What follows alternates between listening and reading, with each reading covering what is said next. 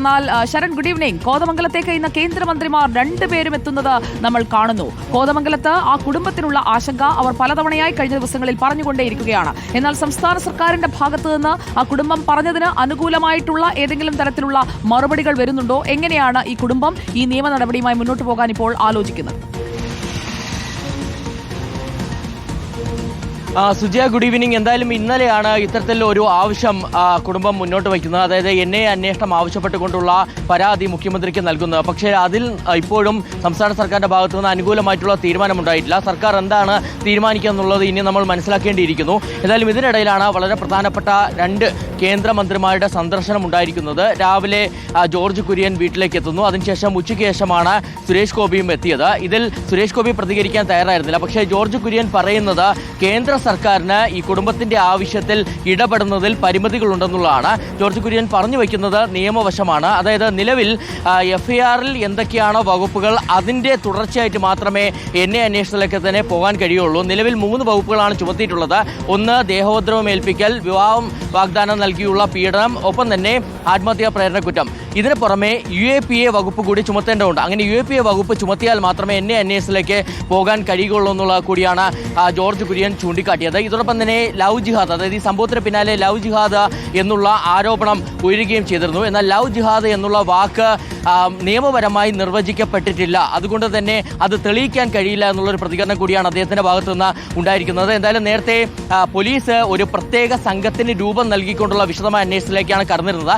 അതിനിടയിലാണ് NIA അന്വേഷണം എന്നുള്ളൊരു ആവശ്യം കുടുംബം മുന്നോട്ട് വെച്ചിരുന്നത്. അവർ ചൂണ്ടിക്കാട്ടിയത് ഈ കാര്യങ്ങളാണ്. അതായത് ഒന്ന്, പോലീസ് ഈ പ്രതിയെ അറസ്റ്റ് ചെയ്തിട്ടുണ്ടെങ്കിൽ പോലും, റമീസിനെ അറസ്റ്റ് ചെയ്തിട്ടുണ്ടെങ്കിൽ പോലും ദുർബലമായ വകുപ്പുകളാണ് ചുമത്തിയിരിക്കുന്നത്. ഇതോടൊപ്പം തന്നെ ഈ പ്രതി റമീസിന്റെ കുടുംബ പശ്ചാത്തലം അന്വേഷിക്കേണ്ടതുണ്ട്. ഈ കുടുംബം ഇടപെട്ട് മറ്റേതെങ്കിലും പെൺകുട്ടിയുടെ ഈ മതപരിവർത്തനത്തിലേക്ക് കാര്യങ്ങൾ പോയിട്ടുണ്ടോ അതിലടക്കം വിശദമായ അന്വേഷണം വേണമെന്നുള്ളത് കൂടിയാണ് കുടുംബം ആവശ്യപ്പെടുന്നത്. അതുകൊണ്ടാണ് അവർ NIA അന്വേഷണം എന്നുള്ള ആവശ്യം ഇപ്പോഴും മുന്നോട്ട് വയ്ക്കുന്നത്. അതിൽ തന്നെ കുടുംബം ഉറച്ചു നിൽക്കുകയാണ്. ഓക്കെ ശരൺ, നമുക്ക് VS രഞ്ജിത്തിലേക്ക് കൂടി പോകാം. Good evening VS Ranjith. ഛത്തീസ്ഗഡിൽ ഇറങ്ങി പരിഹാരക്രിയകളൊക്കെ നടത്തി ജാമ്യം നേടുന്നതിലേക്കുള്ള നീക്കങ്ങൾ നടത്തി. അങ്ങനെ ആ വിഷയത്തിൽ ഇടപെട്ട് നിൽക്കുമ്പോഴാണ് മറ്റൊരു വിഷയം കോതമംഗലത്ത് നിന്ന് വരുന്നത്. അതിൽ കേന്ദ്രമന്ത്രിമാർ രണ്ടുപേരും ഇന്ന് ആ പെൺകുട്ടിയുടെ വീട്ടിലേക്ക് എത്തുന്നത് നമ്മൾ കാണുന്നു. BJPയുടെ നീക്കം എങ്ങനെയാണ് കോതമംഗലത്ത് നിന്ന് ഉയർന്ന NIA അന്വേഷണ ആവശ്യത്തിലടക്കം?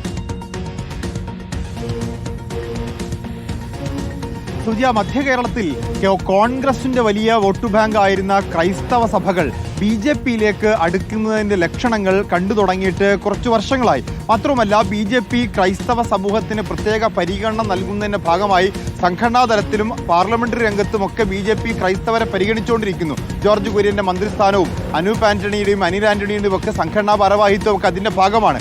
അതിനൊക്കെ തിരിച്ചടി ആയിക്കൊണ്ടാണ് നേരത്തെ ഛത്തീസ്ഗഡിലെ കന്യാസ്ത്രീകളുടെ അറസ്റ്റ് ഉണ്ടാവുകയും യഥാർത്ഥ BJPയും സംഘപരിവാറും ഇതാണ് എന്ന രീതിയിൽ കോൺഗ്രസ് പ്രതികരിക്കാനും ഒക്കെ തുടങ്ങിയത്. അത് BJPക്ക് ഒരു തിരിച്ചടിയായി എന്നുള്ളത് തന്നെയാണ്. പക്ഷേ അവിടെ നിന്ന് കരകയറാനുള്ള ഒരു അവസരമായിട്ടാണ് ഈ കോതമംഗലത്തെ സംഭവത്തെ BJP കണക്കാക്കുന്നത്.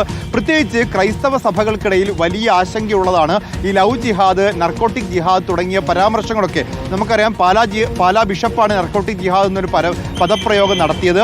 അതുപോലെ ലവ് ജിഹാദ് എന്ന പദപ്രയോഗം അത് ക്രൈസ്തവ സമൂഹത്തിനിടയിൽ നിന്നും സംഘപരിവാറിനിടയിൽ നിന്നും ഒരുപോലെ കേട്ട പദപ്രയോഗമാണ്. അതായത് സംഘപരിവാരും ക്രൈസ്തവ സഭകളും ഒരുപോലെ ആശങ്കപ്പെടുന്ന തീവ്രവാദം എന്ന വിഷയത്തിലും ലവ് ജിഹാദ് എന്ന വിഷയത്തിലും അതുപോലെ നർക്കോട്ടിക് ജിഹാദ് എന്ന വിഷയത്തിലുമൊക്കെ ഇവർക്ക് ഒന്നിക്കാനുള്ളൊരു അവസരം കോതമംഗലത്തിലൂടെ കിട്ടുന്നു എന്നുള്ളതാണ്. അതായത് കോതമംഗലത്തിലൂടെ നേരത്തെ രൂപപ്പെട്ടു വന്നിരുന്ന ക്രൈസ്തവ സംഘപരിവാർ സൗഹൃദം ഊട്ടിയുറപ്പിക്കാനുള്ള അവസരമായിട്ടും ആ ക്രൈസ്തവ സമൂഹത്തിനിടയിൽ ഈ ലവ് ജിഹാദിനെ കുറിച്ചും നർക്കോട്ടിക് ജിഹാദിനെ കുറിച്ചുള്ള ആശങ്കകൾ അത് മുതലെടുത്തുകൊണ്ട് സംഘപരിവാർ ക്രൈസ്തവ സഭകളെ കൂട്ടിപ്പിടിക്കാനുള്ള ഒരു അവസരമാക്കിക്കൊണ്ടാണ് കോതമംഗലത്തെ കാണുന്നത്.